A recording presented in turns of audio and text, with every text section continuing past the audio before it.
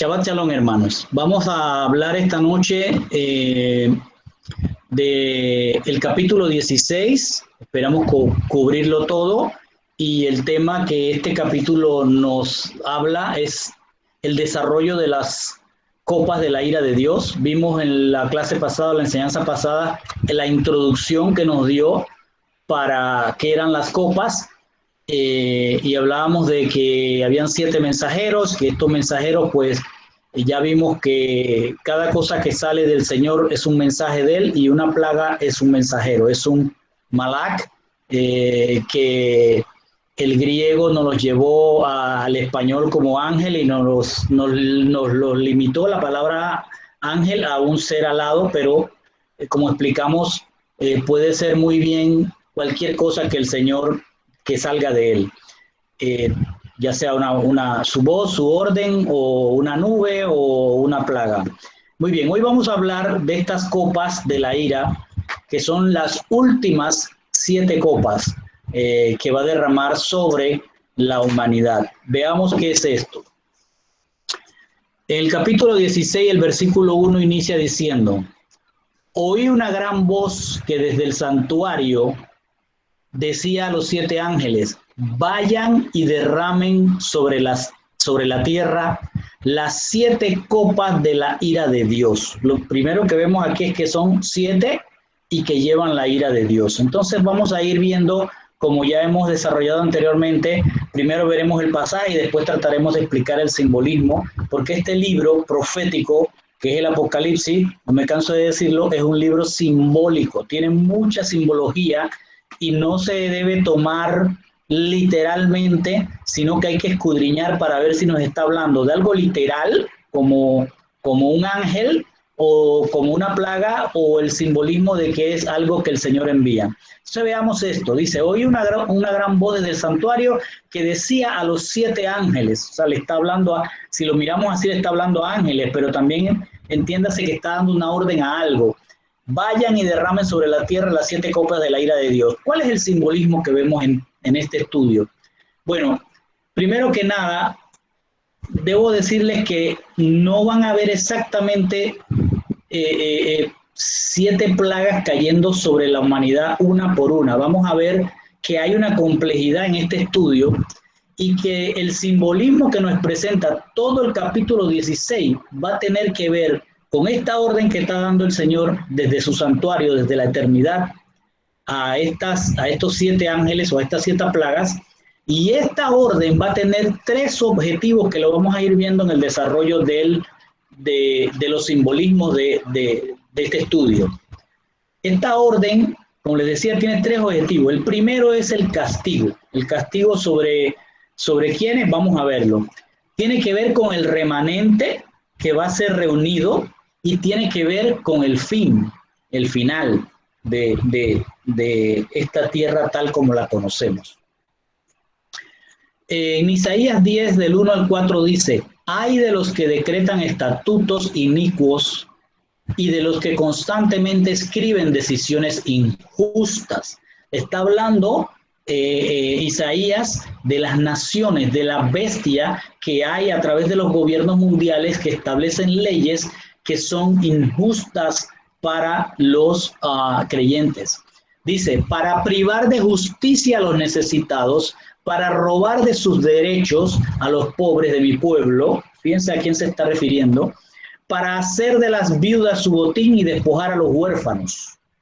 ¿Y qué haréis en el día del castigo? Por eso esta enseñanza nos va a hablar primero de castigo. Dice: ¿y qué haréis el día del castigo en la devastación que vendrá de lejos? Le está hablando, en esta profecía de Isaías, le está hablando de lo que va a venir a hacer con estas últimas copas. ¿A quién? A todos los de la bestia, a todos los que adoran la bestia, y a los que van a funcionar como falsos profetas para la bestia. Y dice: ¿a quién huiréis por auxilio? ¿Y dónde dejaréis vuestra riqueza? Fíjense lo que está hablando y ponga mucha atención a estos detalles. ¿Dónde dejaréis vuestra riqueza? Solo queda encorvarse entre los cautivos. Esto es lo que le espera. O sea, le está diciendo ¿Dónde va a quedar todo ese poderío que tienes? Todo en lo que te has sustentado. Parece que primero las uvas son cortadas de lo que las sustenta y después son echadas al lagar. ¿Dónde dejaréis vuestra riqueza? Solo queda encorvarse entre los cautivos, a caer entre los muertos.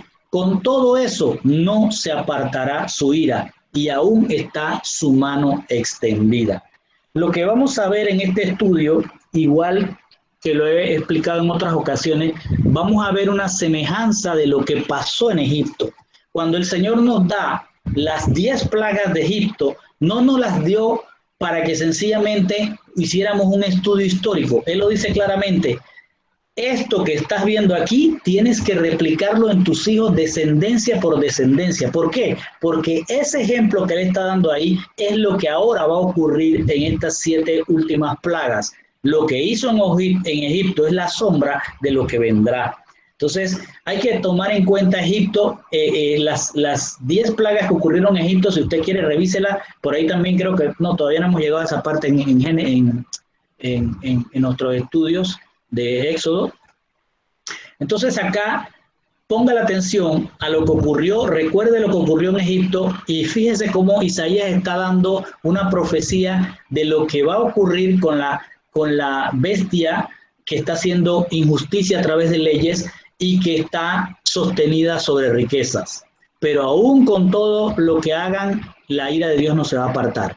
Isaías 10, 20, 23 dice también: sucederá en aquel día, cuando Él venga, cuando Él ya se esté acercando, cuando ya el castigo decretado empieza. Dice, ponga atención: y los de la casa de Jacob que hayan escapado no volverán a apoyarse más en lo que los hirió. O sea, ya ahí hay un remanente que se apartó, que no apostató, que no se reverenció bajo la bestia. Dice, sino que en verdad se apoyarán en el Señor, el Santo de Israel. Un remanente volverá, el remanente de Jacob, al Dios poderoso. Es decir, está hablando de castigo y de que va a recoger su remanente. Pues aunque tu pueblo, oh Israel, sea como la arena del mar, y escuche lo que va a decir: aunque tu pueblo, oh Israel, sea como la arena del mar, solo un remanente de él volverá. La destrucción está decidida, rebosando justicia, pues una destrucción completa, ya decretada, ejecutará el Señor, Dios de los ejércitos, en medio de toda la tierra. El Señor nos está dando una idea de lo que va a hablar cuando da la orden a los 7 ángeles: vayan y ejecuten juicio, pero también reserven a mi remanente, porque voy a venir con una destrucción completa. Esto es de lo que va a explicarnos este capítulo 16. Veamos lo que sigue. Dice en 16:2, la primera copa. El primer ángel fue y derramó su copa en la tierra, y aparecieron úlceras repugnantes y dolorosas en todas las personas que llevaban la marca de la bestia y que adoraban, es decir, que se postraban a la imagen. Fíjese para quién va esta copa. Aquí no hace referencia a diferentes grupos, está haciendo referencia a unos específicos que, dice, llevan la marca de la bestia y que adoraban. ¿Quiénes serán esos que llevaban la marca de la bestia? Lo primero que tenemos que notar es que no va dirigida a naciones, no va dirigida a falsos profetas, va dirigida a aquellos que se postraron ante la marca, que no tuvieron la perseverancia de la que habla el Señor. Dice, esta es una condenación sobre aquellos que una vez fueron del pueblo de Dios, pero por falta de conocimiento se dejaron seducir o se dejaron presionar del sistema, es decir, las dos bestias, y cayeron en la apostasía. Esto se refiere a todos aquellos que llamaron miserable al alimento de Dios en Números 21, 4, 5. Es decir, a todos aquellos que hoy dicen ser pueblo de Dios, pero que el alimento, la palabra, no la están llevando como debe ser. Es como si volviéramos a Números 21, 4, 5, donde dice: estamos cansados de este alimento miserable. Déjanos regresar a Egipto, que allí sí habían abundancia para comer. Entonces, estos son los que van a sufrir de esta primera copa de la ira de Dios. Dice en Deuteronomio 8:20, como las naciones que el Señor destruye delante de vosotros, así pereceréis, porque no oíste la voz del Señor vuestro Dios. Se está refiriendo a estos que dijeron, este alimento miserable me tiene cansado, quiero regresar a Egipto. Entonces, a eso se refiere. Y también nos deja ver que es un comportamiento de uno de los 7 que tenemos. Y a ese comportamiento es al único comportamiento el que el Señor le dice que los va a enfermar. Fíjense, el comportamiento de Tiatira dice, mira, la postraré en cama. ¿A quién? A aquella mujer Jezabel o aquel espíritu jezabélico que entra en estas iglesias y crea ese comportamiento jezabélico de despojo, de seducción. Y dice, y a los que cometen adulterio con ella, es decir, a los que se envuelven en ese comportamiento, dice, a los que cometen adulterio con ella, los arrojaré en gran tribulación, si no se arrepiente de las obras de ella, y a sus hijos, a todos los que salen de ese comportamiento y que no se arrepienten de las obras de ella, a ellos mataré con pestilencia, y todas las iglesias sabrán que yo soy el que escudriña las mentes y los corazones, y os daré a cada uno según vuestras obras. Esta primera copa que es derramada por ese primer ángel de los 7 está directamente afectando a todo aquel que era del pueblo de Dios y apostató, ¿sí? Y ese simbolismo es como que aquellos van a recibir una situación de enfermedades terribles. Dice úlceras repugnantes. Entonces esto tiene que ver exclusivamente para este tipo de gente y con este tipo de copa. O sea, la enfermedad va a caer sobre los apóstatas. Aquellos que quieren ser remanentes tenían que haber escuchado a Josué en 23:6-8 cuando le dice, pero sé muy resuelto a observar fielmente todo lo que está escrito en el libro de la enseñanza de Moisés, sin desviarte jamás de él, ni a la derecha ni a la izquierda, sin mezclarte con estas naciones, o sea, hacerte semejante a las naciones que quedan entre ustedes. No pronuncies los nombres de sus dioses, ni jures por ellos, no les sirva, ni se inclinen ante ellos, pero aférrate al Señor tu Dios como lo has hecho hasta el día de hoy. Si estamos recibiendo maná, no maldigas el maná. Dice en el mismo Josué 23, tened sumo cuidado por vuestra vida de amar al Señor vuestro Dios, porque si os volvéis y os unís al resto de estos pueblos, de esas naciones, que permanecen entre vosotros y contraéis matrimonios con ellos y os juntáis con ellos y ellos con vosotros, ciertamente sabed que el Señor vuestro Dios no continuará expulsando a estas naciones de delante de vosotros. Escuche eso.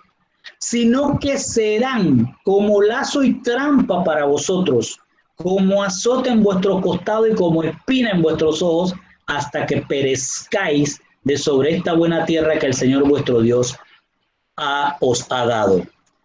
El que tiene oído, que oiga lo que está diciendo el Ruach HaKodesh. Una vez que esta copa es derramada, la segunda copa sale del templo del Señor y dice, el segundo ángel derramó su copa en el mar y se convirtió como la sangre de una persona muerta. Murió todo ser viviente que había del mar. Esta copa, si usted la toma literalmente, se está imaginando un ángel alado, como es que está en la gráfica, que está derramando la copa en el mar y que el mar se va a poner rojo y hediondo y todos los peces que están en el mar van a morir. ¿Sí? Eso es la literalidad del pasaje. Pero acuérdese que este libro es simbólico. Entonces usted tiene que empezar a pensar, como ya hemos aprendido, qué es el mar, qué es la sangre, ¿sí? Y de qué seres vivientes está hablando. Entonces veamos el simbolismo. Mar significa muchedumbre, significan las naciones. Entonces, cuando él está hablando de que derrama la copa sobre las naciones, es lo mismo que dijo anteriormente, derrama la copa sobre los apóstatas. Ahora está derramándola sobre las naciones. Aquellas naciones que no creen en Dios. Estos no creen en Dios. ¿En qué creen? En la riqueza, en la ciencia, en las tres cosas que dijo Satanás en Génesis. Serás como Dios, no morirás y se te abrirán los ojos. Tendrás ciencia para hacer lo que te dé la gana. Entonces, las naciones se van a sustentar o se sustentan hoy en la riqueza. Las más ricas tienen abundancia de alimentos, campos más fértiles, tecnología más desarrollada y mayor expectativa de vida. Las tres cosas que habla Satanás. Y son las que proponen a las naciones pobres ser semejantes a ellas. Igual que en Egipto. En el Egipto bíblico, todas las naciones que estaban alrededor corrieron para Egipto porque había hambre en el planeta. Así que se fueron todas esas que estaban cerca de Egipto, llegaron a Egipto por la abundancia y la riqueza que había en Egipto. Y Egipto se vanagloriaba de que sus logros, su riqueza, su fertilidad, su ciencia, todo lo que tenían eran por el propio esfuerzo de Faraón y su gente y la ayuda de los dioses que tenían, especialmente el dios del dinero. Y no existía en ellos, en su mente, el Dios verdadero. Estas son las naciones. Dice en Isaías 19:1-8, para que entendamos de qué está hablando este simbolismo. Dice, he aquí el Señor va montado sobre una nube veloz y llega a Egipto. Se estremecen los ídolos de Egipto ante su presencia y el corazón de los egipcios se derrite dentro de ellos. Incitaré a egipcios contra egipcios y cada uno peleará contra su hermano y cada cual contra su prójimo, ciudad contra ciudad y reino contra reino. Tome en cuenta que el Señor está hablando de Egipto, pero está hablando del mundo hoy. Y cada uno peleará contra su hermano y contra su prójimo, dice. Entonces el espíritu de los egipcios será drenado de ellos. Confundiré sus planes y ellos acudirán a los ídolos. Esto es lo mismo que pasó en las plagas. Ellos iban a consultar sus ídolos para ver cómo podían detener lo que estaba ocurriendo, pero era apenas el dedo de Dios. Cuando Dios metió la mano, se acabó. Dice, y ellos acudirán a los ídolos, a los espíritus de los muertos, a los médium y a los espiritistas. Entregaré a los egipcios, póngale ahí naciones, en manos de un amo cruel, y un rey poderoso gobernará sobre ellos, la bestia. Declara el Señor, Dios de los ejércitos. Fíjense lo que viene a decir ahora, que tiene que ver con el simbolismo que estamos tratando de explicar. Se agotarán las aguas del mar, y el río se secará y quedará seco. Hederán los canales, disminuirán y se secarán las corrientes de Egipto. La caña y el junco se marchitarán. De la caña y el junco sacaban los papiros y sacaban muchas cosas. Así que vaya poniendo atención a qué se está refiriendo el simbolismo. Dice, de Egipto, la caña y el junco se marchitarán. Las cañas junto al río, a orillas del Nilo, y todos los sembrados junto al Nilo se secarán. Serán esparcidos y no serán más. Se lamentarán los pescadores y harán duelo todos los que echan anzuelo en el Nilo. Los que extienden sus redes sobre las aguas desfallecerán. ¿Qué es lo que está hablando Isaías y por qué le digo que esto es el simbolismo de esta copa? Porque esta copa no está hablando de que un ángel gigante va a derramar una copa inmensa sobre el mar y se van a morir todos los pececitos. Y si el Señor lo hace, Él puede hacerlo. Pero el simbolismo que estamos viendo acá es que esta copa va a ser derramada sobre las economías de las naciones, sobre el Dios del dinero que sostiene las naciones. Y allí, cuando la economía, el Dios del dinero, sea cortado, esas uvas que se sostienen sobre ese Dios o en ese Dios van a quedar en una gran situación. Sus canales disminuirán. Es decir, todo por donde venía el dinero se va a caer. ¿Sí? Los sembrados no van a ser fructíferos, porque dice que las que son ricas tienen abundancia de alimentos, pues vendrá la hambruna, ¿sí? Y ya no podrán ellos decir que van a ayudar a otras naciones porque no se van a poder ayudar a ellos mismos, ¿sí? Se secarán sus ríos y todo la economía en la que se basaba tanto de la fertilidad en el mar como de la fertilidad en la tierra va a caer, va a perecer, va a venir una devastación económica sobre las naciones. Y fíjense que Isaías vuelve a decirlos en el 19:10, continuando eso, dice, y los cimientos, en lo que se sostiene Egipto, en lo que se sostiene el mundo, los cimientos serán abatidos junto con todos aquellos que creían que eso era lo que se sostenía el mundo, no Dios. Entonces todos los cimientos de la economía se van a ir abajo. Todos aquellos que se sostienen en las riquezas se van a morir. Morir en el sentido económico, pero también vendrá la muerte física y posteriormente la muerte espiritual. El Señor dice que uno no puede amar a dos señores, y la palabra que siempre se ha usado es mamón, que es un dios, pero eso está en griego, y que la palabra en arameo es madmon, es el dios de la riqueza y significa tesoro, ¿sí? Y dice el Señor, el origen de todos los males es darle la gloria al dinero, no a Dios. Y eso es lo que hacen las naciones del día de hoy. Todo se mueve en base al dinero. Nadie tiene a Dios en sus corazones. Entonces esta copa es derramada sobre ese mar que son las naciones, y toda su economía va a heder, va a morir. Toda la economía va a morir. Usted puede imaginarse qué es lo que va a ocurrir en ese momento. ¿Qué cantidad de gente va a emigrar buscando agua o buscando comida en otros lugares? La vida no va a valer nada en ese momento. Pero el hombre no se va a arrepentir. Y aquí quise traerles rapidito Marcos 10, del 17 al 25, aquel pasaje que hemos escuchado muchas veces, pero ha sido también malinterpretado, del joven rico que se acerca a Yeshua.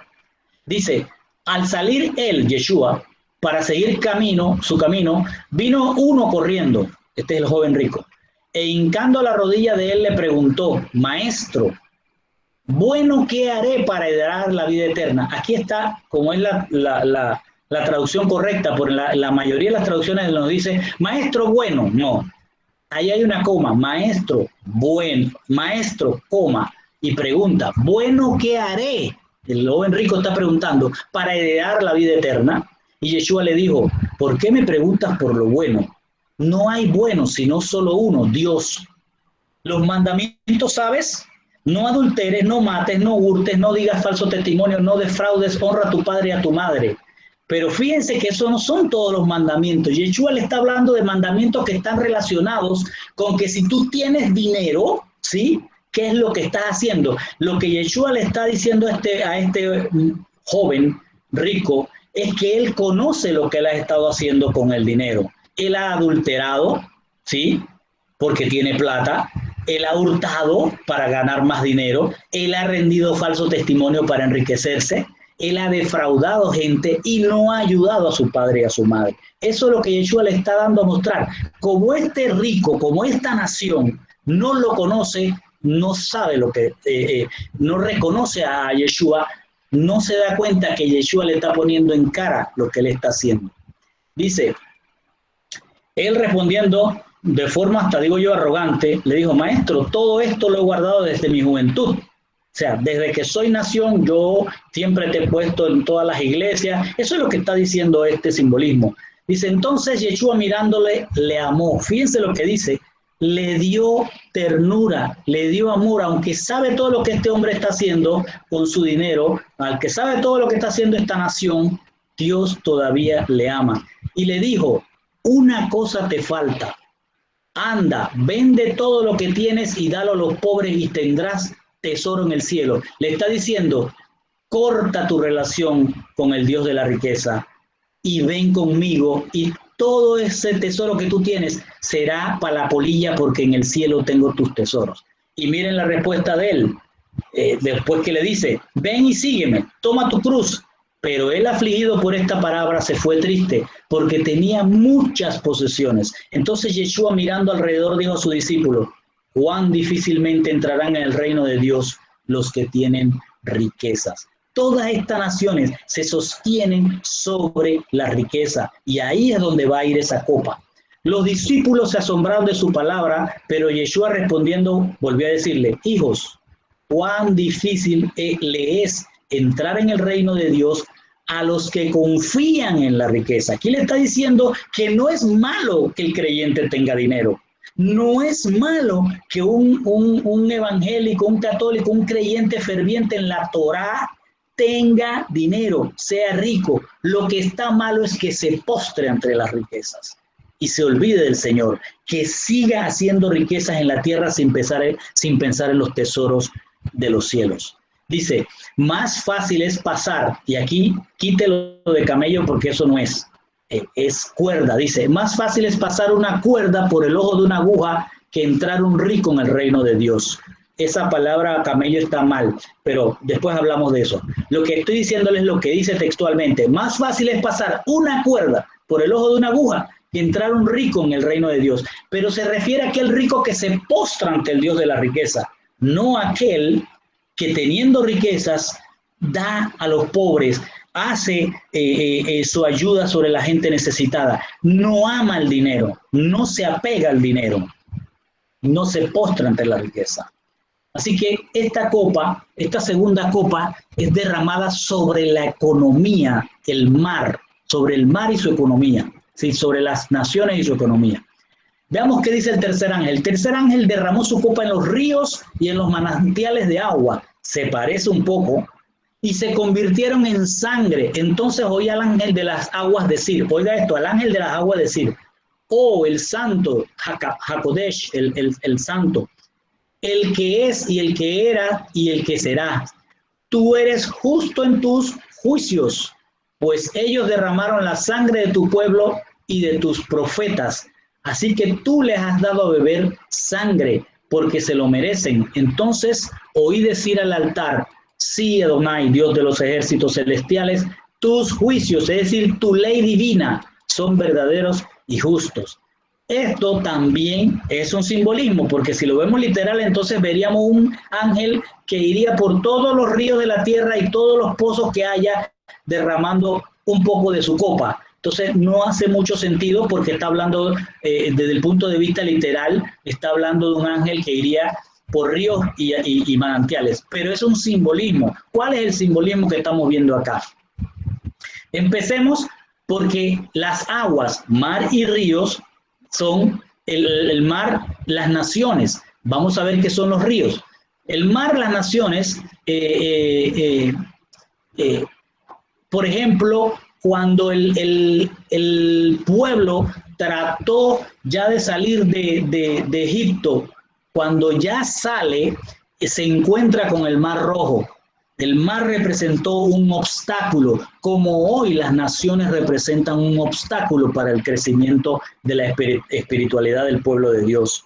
¿Sí? El mar se atravesó y no los dejaba ser libres.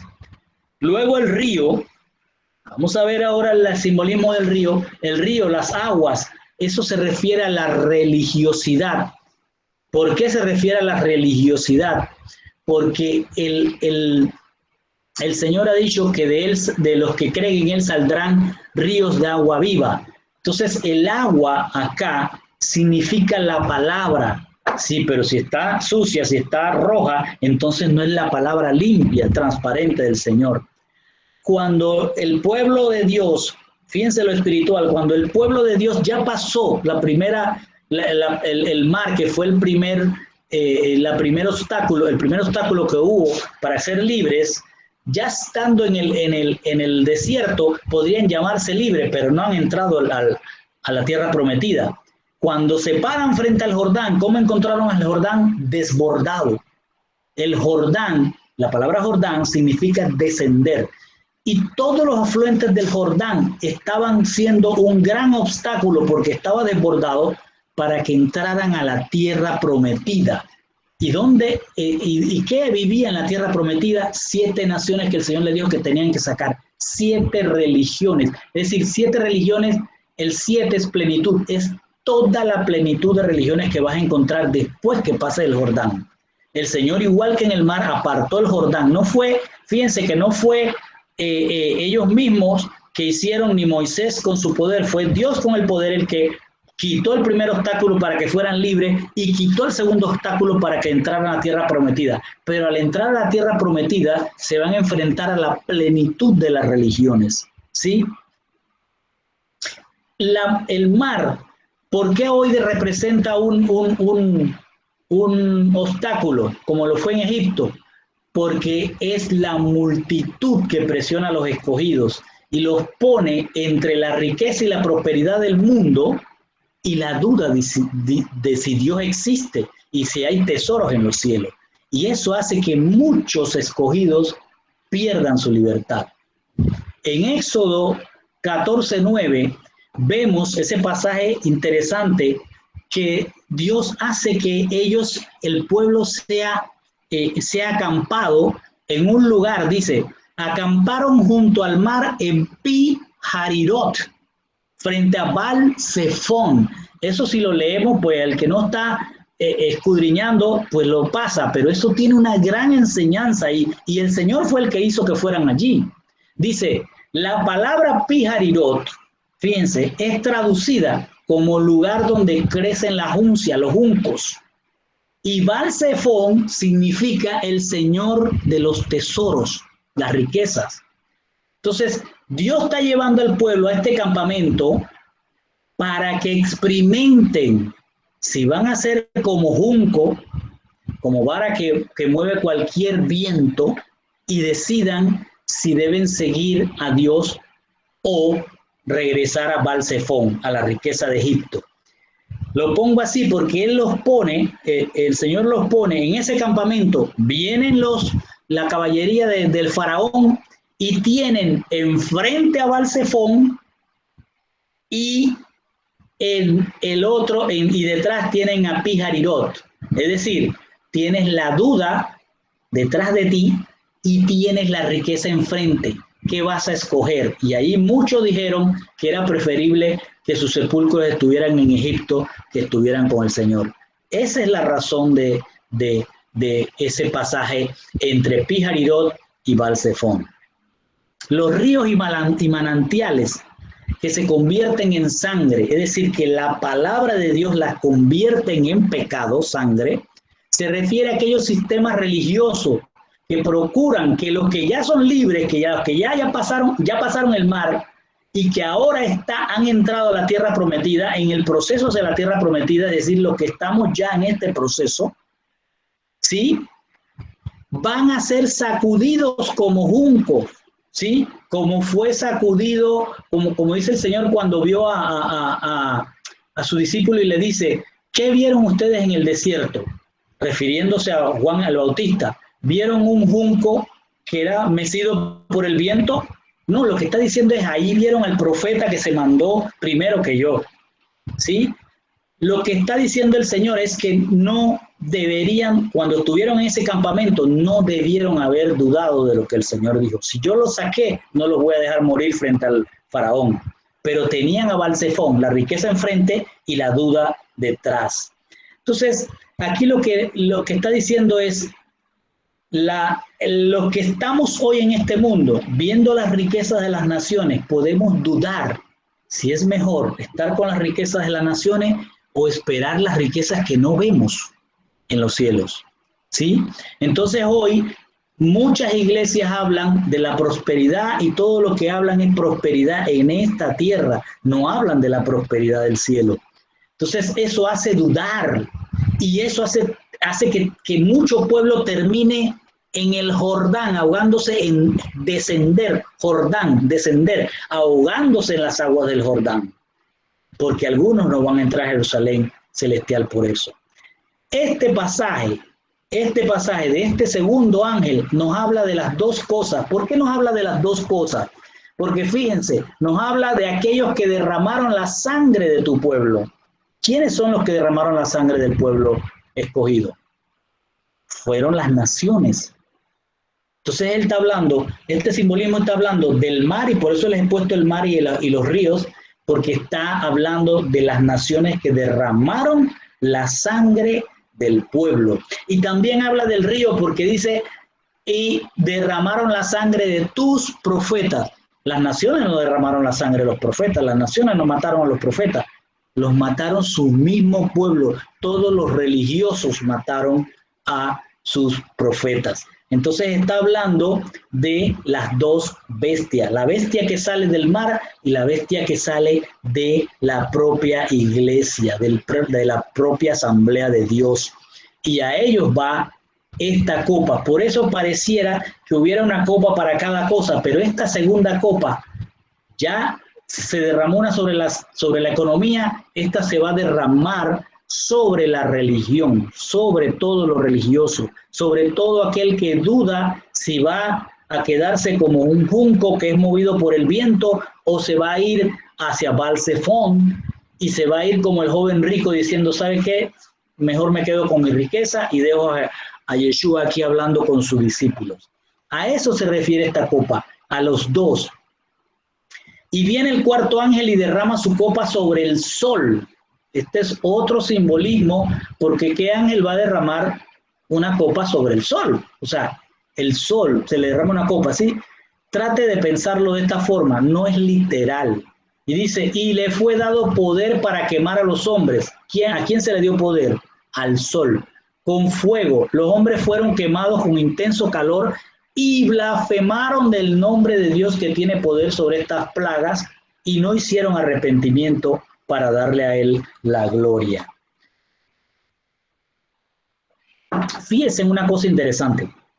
Un ángel, tenemos que ponerlo muy, muy gigante para que llegue hasta el sol y derrame una copa inmensa sobre el sol, y el sol lo que estamos tratando de ver literal es que el sol se expandiría, lanzaría llamas de fuego sobre la tierra y quemaría a la gente, pero todavía hay gente que está viva, o sea, es una cosa que hay que verlo como un simbolismo.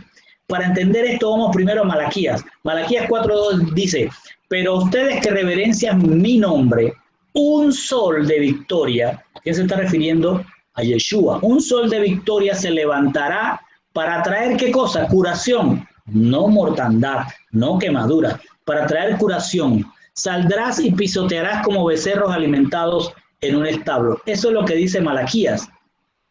El simbolismo al que se está refiriendo esta plaga no es que hay una plaga que va a venir a quemar directamente a la gente. Si el Señor lo va a hacer así, Él lo puede hacer. Pero aquí hay un simbolismo que está hablando de aquellos que blasfeman el nombre de Dios.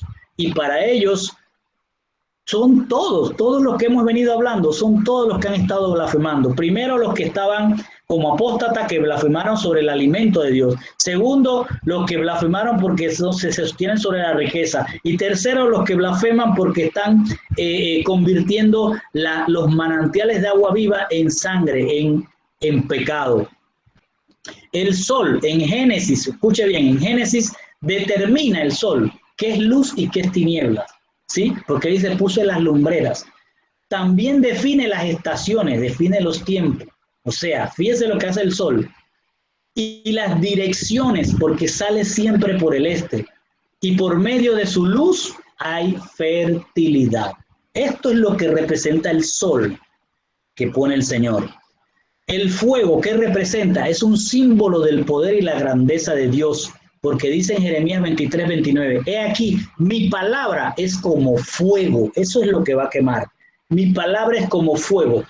El simbolismo es que la palabra, si usted se pone en la Biblia, lo va a quemar. No, es que el haber apostatado contra la palabra es lo que va a traer el juicio de Dios, ¿sí? Como un martillo para hacer añicos. Eso es lo que está diciendo esto. El simbolismo que trata de decirnos esta cuarta copa o este cuarto ángel parece resumir que se ha fijado un tiempo, porque el sol define tiempos. Se ha fijado un tiempo de juicio para los no creyentes, para la oscuridad. El juicio se fundamenta, o sea, lo que va a quemar, lo que va a decir que a quién quemar es la palabra, porque todo aquel que apostató, todo aquel que no creyó y todo aquel que blasfemó. La palabra es como fuego que quemará, hará daño, a los apóstatas, a las naciones y a los falsos profetas. Pero aún así ellos no se arrepentirán, sino que culparán a Dios de su sufrimiento y continuarán buscando la ayuda de sus dioses, lo que los llevará a que, cumplido el tiempo que el Señor tiene establecido, sean quemados totalmente, como dice en 2 de Pedro 3. Escuche lo que dice. Sin embargo, el día del Señor, es decir, a la fecha que ya está puesta por el Señor, que ninguno sabe cuándo es, a esa fecha Él vendrá como ladrón en la noche. Ese día los cielos desaparecerán con un gran estruendo. Los elementos se derretirán y se desintegrarán, y la tierra y todo lo que hay en ella se quemará. A eso se refiere que quemará a los hombres, puesto que todo va a ser destruido de esta manera. Y pregunta el Señor, ¿qué clase de persona debéis ser? Nos está hablando ahora a nosotros. Debéis llevar vidas santas y piadosas mientras esperáis el día de Dios y os esforzáis por su venida. No es que se esfuercen, pues nos vamos a clamar allá afuera que ya venga Yeshua. Lo que está diciendo es esfuérzate por permanecer, no seas un junco, no estés en la duda y no te vayas a Balsefón. Esfórzate porque ya su venida está pronto. Dice, ese día traerá consigo la destrucción de los cielos por fuego y los elementos se derretirán a causa del calor. Pero nosotros, esperando su promesa, esperamos un cielo nuevo y una tierra nueva en la que la justicia será lo normal. A eso se refiere. No es una copa que está siendo derramada sobre el sol, sino que es un simbolismo de que ya está fijada una fecha y de que sí van a ser quemados, que no se van a arrepentir aun cuando estén siendo quemados. Vamos a ver eso. El quinto ángel sale y derrama su copa y dice, el quinto ángel derramó su copa sobre el trono de la bestia. Mire esto, ¿dónde está el trono de la bestia? Pregúntese. Así que, ¿dónde lo va a derramar? Esa copa, ¿dónde la va a derramar? Es una sola copa, ¿dónde la va a derramar? Si no sabes cuál es el trono de la bestia. Y su reino quedó cubierto de tiniebla. ¿El reino de quién? De la bestia. Y ahora va a ver lo que va a ocurrir. La gente se mordía sus lenguas a causa del dolor, a pesar de lo cual maldecían al Dios de los cielos por sus dolores y por sus llagas, y no se apartaron de sus obras pecaminosas. Entonces, no podemos ver literalmente que venga un ángel buscando el trono de la bestia. ¿Dónde está esa silla para derramar su copa? No, se está refiriendo a lo que vamos a ver en el simbolismo ahora. Y después dice que aún se derramó esa copa y aún quedaron en tinieblas y no se apartaron de sus obras.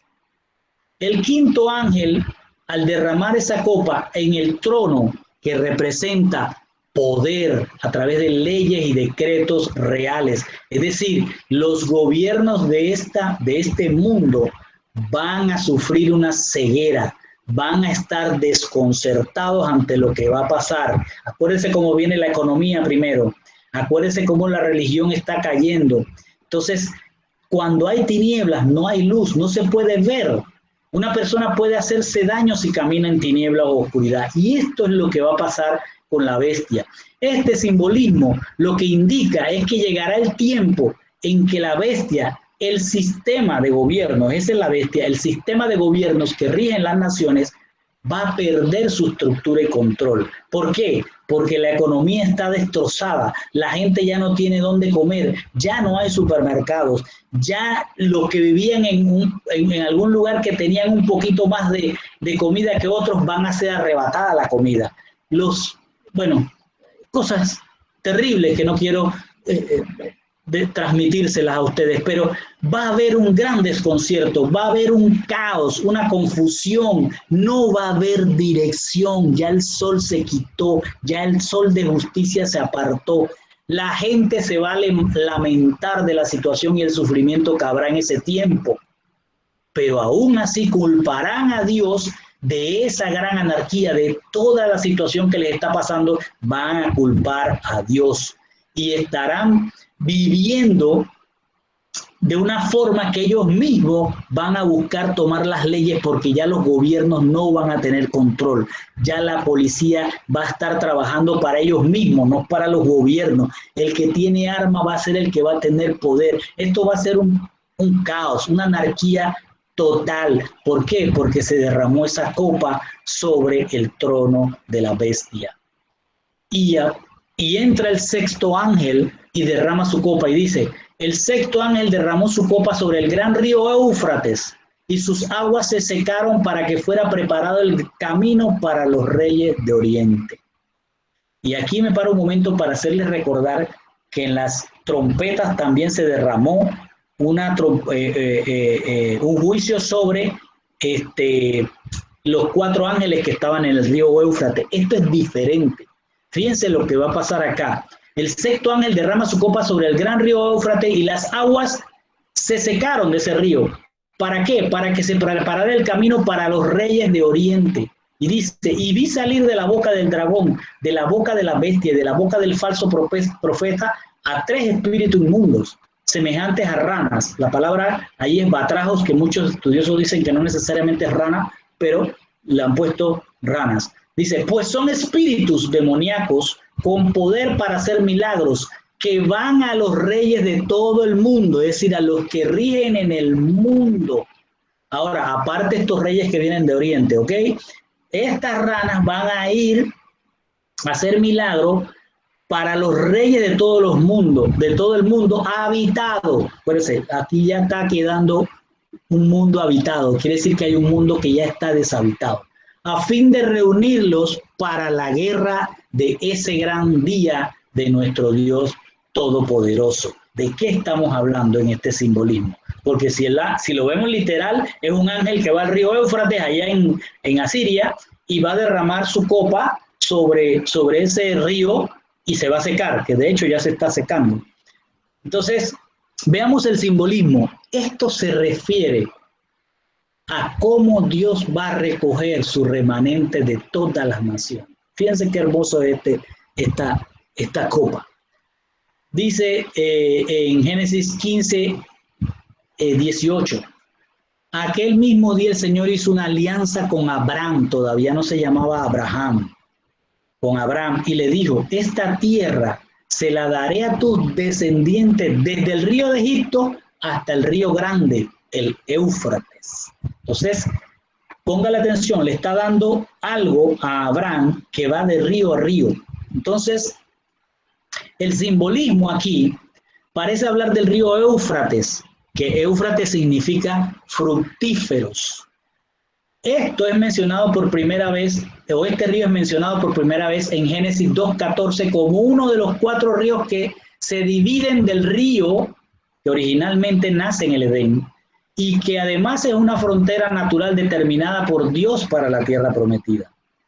El Éufrates representa el cruce que hizo Abraham de su pasado de adoración de ídolos para convertirse en el primer creyente del mundo en un solo Dios. Tome nota. Tiempo después que cruzó el Éufrates, Abraham fue llamado Abraham, padre de multitudes, no padre exaltado como se llamaba antes de cruzar el Éufrates.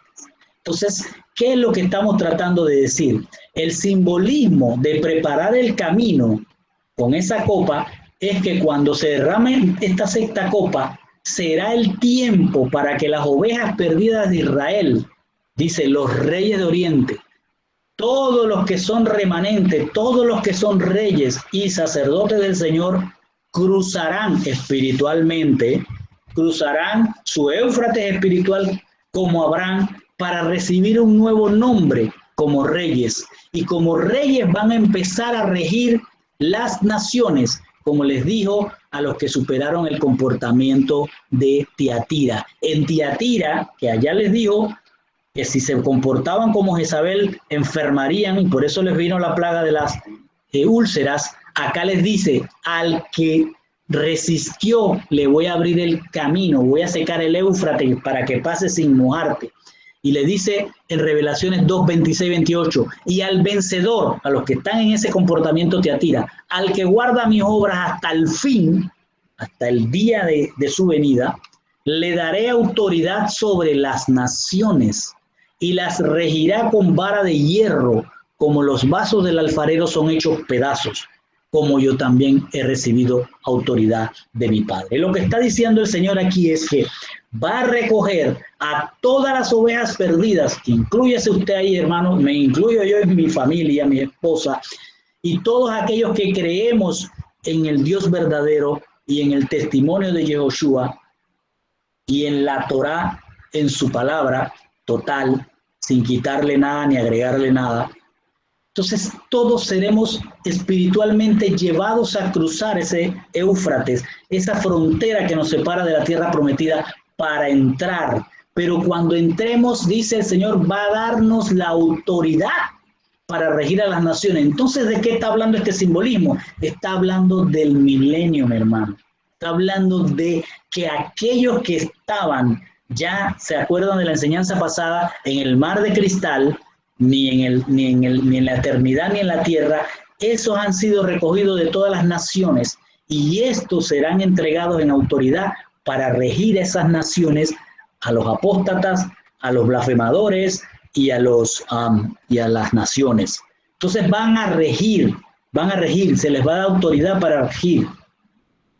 Esto ya Isaías lo había dicho en el capítulo 11 del 10 al 16 y dice así: acontecerá en aquel día, acuérdense cuál es el día, en la venida del Señor, en aquel día que las naciones acudirán a la raíz de Isaí, Yeshua, que estará puesta como señal para los pueblos. Yeshua va a estar ahí llegando y dice, y será gloriosa su morada. ¿Cuál morada será?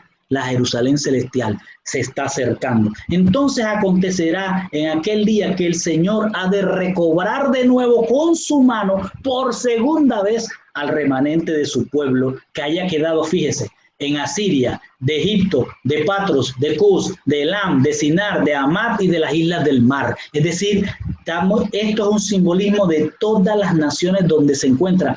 Aquí incluye a Panamá. Y todas las naciones va a hacer que cada uno de los que han resistido hasta el final, hasta su venida, van a cruzar ese Éufrates espiritual. Dice, alzará un estandarte ante las naciones, alzará Yeshua. Reunirá a los desterrados de Israel, a todos aquellos que han sido esparcidos, hemos sido esparcidos en todas las naciones, y juntará a los dispersos de Judá de los 4 confines de la tierra. Y mire lo que viene a decir ahora, entonces se disipará la envidia de Efraín. Acuérdense que el reino se dividió en 2 después de David. Se separó en el reino de Efraín y el reino de Judá. Y dice, entonces se disipará la envidia de Efraín y los que hostigan a Judá serán exterminados. Mire lo que dice, Efraín no envidiará a Judá. Es decir, todos aquellos que estamos en las naciones, que somos de Efraín, de las 10 tribus, no vamos a envidiar nada a aquellos que hoy se llaman judíos. Y Judá no hostigará a Efraín. Judá, el judío, no va a hostigar a todo aquel gentil convertido al Señor, como nosotros. Dice, y ellos se lanzarán sobre el costado, y aquí viene, primero los reúne, y aquí le da la autoridad. Y ellos se lanzarán sobre el costado ¿de quién? De los filisteos al occidente. Juntos, ¿quiénes? Efraín y Judá, todo el remanente, todas las naciones más los judíos, juntos, judíos que creyeron en Yehoshua. Juntos despojarán a los hijos del oriente, escuche lo que está diciendo, están rigiendo con vara de hierro, a Edom, a Moab, todos estarán bajo su dominio, bajo la vara de hierro, y los hijos de Amón le estarán sujetos por la vara. Y el Señor destruirá la lengua del mar de Egipto, toda la idolatría y toda la hechicería de Egipto. Agitará su mano sobre el río con su viento con su viento abrasador. Fíjense que habla de mar y de río. Y con su viento abrasador sobre el río va a partirlos en 7 arroyos. Las 7 religiones, toda la plenitud de todas las religiones van a ser destrozadas. Y hará que se pueda pasar en sandalias, es decir, ya van a pasar a regir sin ningún problema, así como lo hizo cuando llegaron por primera vez a la tierra prometida y estaba desbordado con todas las religiones esperando a aquellos que habían salido del desierto. Y termina diciendo, y habrá una calzada desde Asiria, es decir, donde está el río Éufrates, va a haber una calzada. Espiritualmente lo que está diciendo es que va a recoger al remanente. Habrá una calzada desde Asiria para el remanente. Lo mismo que dice en Apocalipsis, lo está diciendo mucho antes en Isaías. Y que quede de su pueblo, todo el remanente que quede lo va a recoger, va a abrir los caminos donde quiera que esté, aquí en Panamá, donde sea. No habrá río, no habrá mar que se interponga para recogerlos y ponerlos sobre el mar de cristal y que vengan a regir por un tiempo determinado, que la Biblia dice son 1000 años, sobre las naciones. Así como la hubo para Israel, así como recogió a Israel de Egipto, así va a recoger hoy a su remanente. Entonces dice después el pasaje, y vi salir de la boca del dragón, de la boca de la bestia y de la boca del falso profeta a 3 espíritus inmundos semejantes a ranas, pues son espíritus demoníacos con poder para hacer milagros, que van a los reyes de todo el mundo habitado a fin de reunirlos para la guerra de este gran día de nuestro Dios Todopoderoso. ¿De qué está hablando? Primero recogió al remanente, le dio autoridad. Ahora asuma que el pueblo está en autoridad sobre esas naciones que han quedado en la tierra habitada. Pero ¿qué va a suceder? Que vamos a ver más adelante en los siguientes estudios que el dragón es suelto nuevamente.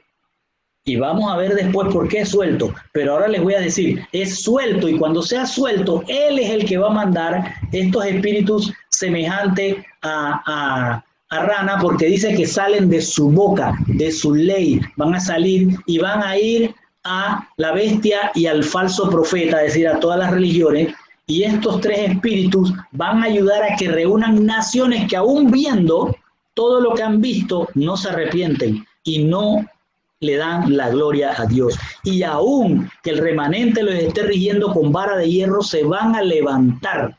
Y aquí es donde viene este simbolismo. Este simbolismo se refiere a la rebelión después del milenio. Es el comportamiento de Og y Magog. El simbolismo nos habla de Og y Magog. En Ezequiel 38 lo pueden ver. Y dice, esta es la última oportunidad para las naciones del mundo que han quedado después de las 7 trompetas y las 7 plagas. Se puede apreciar que el dragón querrá revivir a las 2 bestias con milagros demoníacos, que todas las naciones ese tiempo verán y serán engañadas, creerán que pueden derrotar a Dios y sus santos y tomar la Jerusalén celestial. ¿Sí? Es un simbolismo que nos está hablando después del juicio de las plagas. Después que esto ha ocurrido, cuando el remanente esté rigiendo a las naciones con vara de hierro, ser los 1000 años, van a aparecer nuevamente el dragón ya suelto y va a incitar a los reyes de la tierra habitada, va a levantar a la primera bestia, va a querer que la segunda bestia también reviva, o sea, las religiones, todo el mundo que está, todas las naciones que están todavía como junco, movidas por el viento, se van a rebelar y van a ir tras el dragón y la bestia, y van a ir contra Dios y sus santos, como dice en Revelación 20, cuando dice del 20 del 7 al 10. Cuando los 1000 años se cumplan, Satanás será soltado de su prisión y saldrá a engañar a las naciones que están en los 4 extremos de la tierra. A Gog significa poder, significa montaña, se está refiriendo al mismo Satanás. Y a Magog, la tierra donde él vive, o sea, donde él se mueve, todas esas naciones. De ahí sale su poder. Él tiene poder porque va a mover a toda esa gente. Él solito no podía haber hecho eso. Él va a incitar y de ahí va a salir su poder. Y va a reunir a todas esas naciones para la batalla. Dice, a fin de reunirlas para la batalla. El número de ellas es como la arena del mar, o sea, todavía hay bastante gente en el mundo. Y subieron sobre la anchura de la tierra, rodearon el campamento de los santos y la ciudad amada. Oiga eso. pero descendió fuego del cielo y los devoró. Y el diablo que los engañaba fue arrojado al lago de fuego y azufre, donde también están la bestia, el falso profeta y el falso profeta. Y serán atormentados día y noche por los siglos de los siglos. A eso se refiere que salgan de la boca del dragón esas supuestas ranas, espíritus inmundos. Y luego el Señor va a hacer un paréntesis en el 16, en el capítulo, en el versículo 15 al 16, va a decir: mirad, vengo como un ladrón. Cuán benditos son aquellos que permanecen alerta y mantienen sus vestiduras limpias, de manera que no tengan que andar desnudos y ser públicamente avergonzados.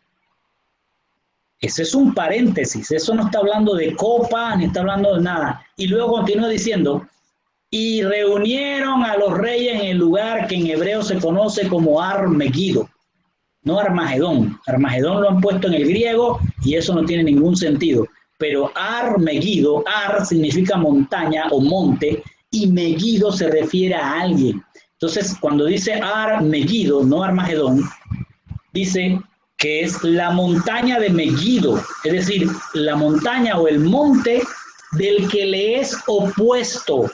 Ese lugar existe, ese lugar está ubicado en este valle, aquí, frente a Galilea, ¿sí? Y ese valle, que tiene un montículo, es un montecito pequeño, se le llama en árabe Tel El, o Mutezlim, que significa el monte del gobernante. O sea, que ¿de qué estamos hablando? Armagedón no tiene nada que ver en el griego, pero en el hebreo sí te da sentido lo que está diciendo. Entonces, ojo, hay un paréntesis, el Señor nos dice algo y veamos ese simbolismo de ese paréntesis. El simbolismo claramente es un paréntesis que es para alertarnos de lo que hemos estado estudiando hasta aquí. El Señor para y le dice a Juan que escriba esto: mira que vengo como un ladrón. Cuán benditos son aquellos que permanecen alerta y mantienen sus vestiduras limpias, de manera que no tengan que andar desnudos y ser públicamente avergonzados. Esto es un paréntesis para alertarnos a nosotros de lo que estamos escudriñando, y todos aquellos que escuchan y oyen discuten o escudriñan este libro profético en sus congregaciones o grupos, hacia ellos va este paréntesis, para alertarnos de lo que estamos escudriñando es fiel y verdadero, y que aunque no sepamos la fecha de los eventos, veremos señales que nos harán como a la tribu de Isaacar, entendidos en los tiempos, y que debemos tener oído para escuchar lo que el Espíritu, el Ruach HaKodesh, dice a las iglesias. Y luego dice, pasa después de ese paréntesis a continuar con el tema de la lucha después del milenio. Dice, y reunieron los reyes en el lugar que en hebreo se conoce como Ar-Megiddo. Las naciones que quedan vuelven a dar oído al dragón, no a la palabra de Dios, y se van a levantar contra Dios. Dice, al final, cuando ya venga nuestro Salvador con la Jerusalén celestial, el espíritu de poder de algunas naciones que han quedado de la gran tribulación, de las 6 trompetas y las 6 copas, seguirán lo que sale de la boca del dragón y se harán como uno en Babel. Así fueron, en Babel se hicieron uno, o quisieron hacerse uno. Pero esta vez esa reunión va a ser no en la torre de Babel, va a ser en el monte del poder, en el monte del adversario. A todas esas naciones se van a volver contra Dios y van a ponerse nuevamente la marca de la bestia. Entonces pasamos al 17:20, que dice, el séptimo ángel, fíjense aquí, en la última copa, y mire lo que dice, el séptimo ángel derramó su copa en el aire, y del trono del templo salió una gran voz diciendo, hecho está. Esto es, hasta aquí llegaron, ¿sí? Hecho está. Entonces hubo voces y truenos y relámpagos, y hubo un terremoto masivo tal como no ha sucedido desde que el hombre está sobre la tierra. De tan violento como fue ese terremoto, la gran ciudad quedó dividida en 3 partes. Las ciudades de las naciones cayeron, y Dios se acordó de Babel la grande y la hizo beber del vino de la copa de su furor, de su ira. Toda isla huyó y los montes no fueron hallados. ¿A qué se refiere? Vamos por parte. El simbolismo, el ángel derramó una copa en el aire y del templo, no del ángel, sino del templo, salió una gran voz diciendo, hecho está. Esto lo que está tratando de decirnos es una confirmación de que con este último periodo, con ese último tiempo, cuando todos los reyes se reunieron para pelear, Dios dijo, hasta aquí llegó esto, hasta aquí llegó el fin de esta tierra como usted y yo la conocemos. Implica que se ha dado plenitud a todo lo que debía ocurrir en este mundo y empieza el proceso de echar al lagar las uvas. Aquí ya no están pegadas, ya están cortadas, ahora van a ser echadas al lagar.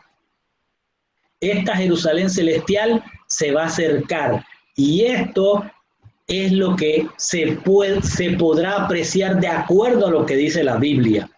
La Biblia dice que la Jerusalén celestial mide 27.000 kilómetros cuadrados, 2.220 kilómetros de ancho por 2.220 kilómetros de alto. Es decir, es una inmensa. Si lo ponemos sobre el mapa, teniendo a Israel aquí en el centro, la Jerusalén celestial va a agarrar parte de Asia, parte de Europa y parte de África. Es tan alta que hoy las naves que el hombre ha creado para darle la vuelta a la Tierra llegan hasta más de 500 kilómetros, pero la Jerusalén celestial será más de 2.220 kilómetros, o sea, será una cosa impresionante y por eso se habla de que habrá un gran terremoto, una conmoción en toda la Tierra, porque será una cosa impresionante. Dice, la gran ciudad quedó dividida en tres partes, las ciudades de las naciones cayeron y Dios se acordó de Babel la grande y la hizo beber del vino de la copa del furor de su ira, toda isla huyó y los montes no fueron hallados.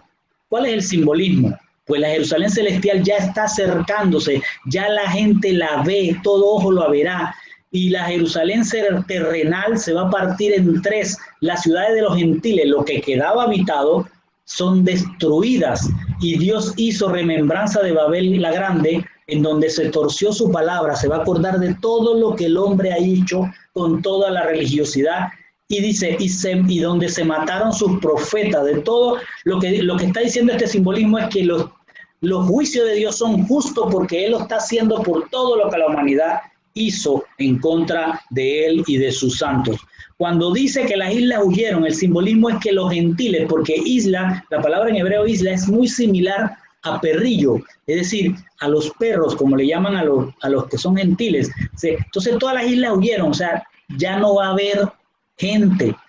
Todos huyeron ante el poder de Dios. Y cuando dice los montes no fueron hallados, se refiere a que finalmente todo el poder del dragón y la bestia ha sido destruido. Entonces hasta allí usted dirá, bueno, se acabó todo, como dice el Señor, todo ha sido terminado, pero de repente aparece este versículo y dice, y cayó sobre el pueblo un granizo de un enorme tamaño, como de 70 libras de los cielos. O sea, no es que cayó un solo granizo, una lluvia, una tormenta de granizo, donde los granizos pesaban 70 libras, dice la palabra. Pero los hombres, escuche esto, pero los hombres maldijeron a Dios por la plaga de granizo, por ser una plaga tan terrible. Entonces, pareciera ser que aquí el Señor derrama otra copa o que esta es la séptima copa, pero si dijo que ya hecho está, entonces no se alcanza a comprender cómo entra este versículo. Pero si usted ha venido escudriñando con nosotros, se da cuenta de que esto se está refiriendo a la guerra de Og y Magog. Y para eso usted tiene que verlo en Ezequiel 38, 17, 23, que nos habla de esos granizos y nos habla de esa guerra cuando se reúnen en Armegiddo. Dice, así dice el Señor Dios, eres tú aquel de quien hablé en tiempos pasados por medio de mis siervos los profetas de Israel, que profetizaron en aquellos días durante años que yo te traería contra ellos, es decir, el diablo, Satanás. Sucederá en aquel día, ¿cuándo? Cuando estén reunidos ahí en Armagedón, que dice en griego, que lo correcto es Armegiddo, en el valle del adversario. Sucederá aquel día, cuando venga Gog, cuando venga aquel poder, del cual ya habló anteriormente por medio de sus profetas, contra la tierra de Israel, es decir, contra aquellos santos que ya han sido reunidos, declara el Señor Dios, que subirá mi furor en ira y en mi celo y en el fuego de mi furor, declaro que ciertamente en aquel día habrá un gran terremoto en la tierra de Israel. Y los peces del mar, escuche de qué está hablando, y los peces del mar, las aves del cielo, las bestias del campo y todos los animales que se arrastran sobre la tierra y todos los hombres sobre la faz de la tierra temblarán en mi presencia. Aquí la Jerusalén celestial está entrando, el inmenso tamaño, las cosas que se van a ver son impresionantes. También se derrumbarán los montes, todo poder va a caer, se desplomarán los precipicios y todo muro caerá, todas las ciudades se van a ir abajo. Y en todos mis montes llamaré contra él la espada, declara el Señor Dios. La espada de cada cual se volverá contra su hermano. La gente se volverá, o sea, lo que está él es rememorando lo que nos estaba diciendo, que va a perder el control la bestia y todo el mundo va a pelearse contra sí mismo. Con pestilencia y con sangre haré juicio contra él. Haré caer una lluvia torrencial de piedras de granizo. De eso es lo que nos está hablando el último versículo. De piedras de granizo, fuego y azufre sobre él. O sea, no solo va a caer piedra y granizo, va a caer meteoritos. Sobre sus tropas va a caer todo eso y sobre los muchos pueblos que están con él allí en Armagedón. Y mostraré mi grandeza. ¿Cuál es la grandeza que va a mostrar? Ya usted se puede imaginar cómo está entrando por la atmósfera de la tierra esa Jerusalén celestial. Y me daré a conocer a los ojos de muchas naciones y sabrán que yo soy el Señor. Y hasta aquí, mis hermanos, les dejo con esta enseñanza. Miren, explico esto. Ya lo hemos visto en la introducción a las fiestas, pero si usted se da cuenta, hemos visto trompetas, hemos visto copas de la ira, hemos hablado hoy de la guerra de Og y Magog y hemos hablado del milenio. Si yo se los grafico, esto está así, como lo vimos en la introducción a la fiesta, que la puede encontrar en el blog. Cuando se habla de Yom Teruah, el día de las trompetas, para nosotros es el día que el Señor nos llamó, para que estemos preparados para que cuando Él seque el Éufrates espiritual, pueda usted cruzar esa frontera espiritual que hoy lo detiene. Cuando es llamado, va a haber un periodo de tiempo en que cada uno de nosotros debe de separarse del pecado del mundo, de separarse de Baal-Zephón, de no ser un junco movido por el viento. Y en ese periodo de tiempo, usted va a tener para definir si usted sigue siendo junco, movido por el viento, o usted regresa a Baal-Zephón, o usted espera en el Señor lo que usted no conoce y no ha visto, pero que nos está diciendo Él que va a cumplir. Y llegará el momento en que vamos a morir unos y otros vamos a ser transformados. Y ese es cuando venga esa sequía de ese Éufrates espiritual y podamos pasar como Abraham a convertirnos a Abraham, es decir, a cambiar nuestro nombre, ¿sí? Por un nombre nuevo, con una piedrecilla blanca. Acuérdense de esa enseñanza. Aquí unos serán resucitados y otros serán transformados. Y luego que ya reunió su remanente, va a haber un periodo que es la fiesta de Sukkot, que son 7 días, y el último día, la tradición hebrea le llama el día de la guerra de Og y Magog. El 7º día se acaba esto, es el fin del mundo conocido, es lo que acabamos de ver.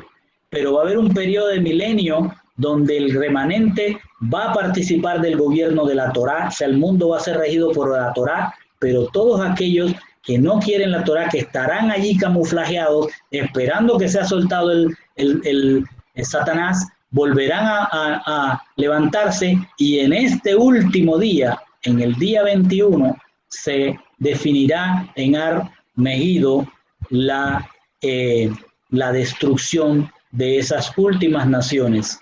Y aquí ya la Jerusalén celestial ha entrado y se termina lo que es esta tierra, que vamos a ver después, que será enrollado estos cielos, y entraremos entonces a lo que se llama el día postrero, cielo nuevo y tierra nueva. Bendiciones.